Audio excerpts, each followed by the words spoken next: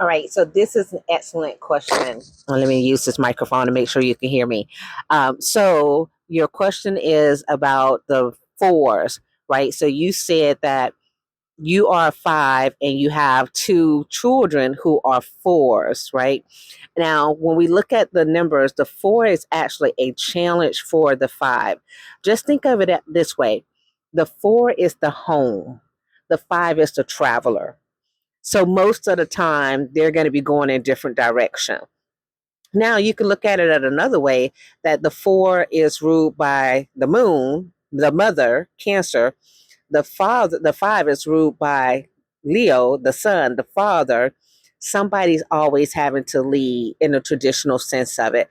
In one sense, it's like an ideal marriage in one thing because you're like, hey, yeah, I need somebody to ground me from my flightiness. But most of the time, that comes at the expense of arguments of wanting somebody wanted to have their way. Most of the time, it's the five wanting to have their way. The five pretty much thinks that they know what's best and they do want to have fun and they do want to travel. They do want to be free. They do also want to have business to make money to they have different goals and they know how they want to achieve those goals.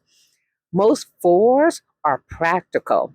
So they also have goals and they also have direction that they've established, a pattern, a plan, a flow, a schematic of how they actually want things to be done.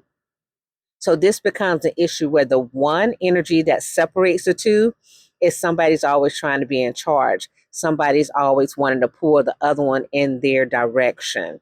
So that's the challenge. Now, there comes a few times, a few situations, like in business, where the five and the four could become more compatible in the beginning stages. When you have a business, you have different parts, right? Five folds. You have a CEO, a COO, CFO, CIO, right? CMO. You have those different roles.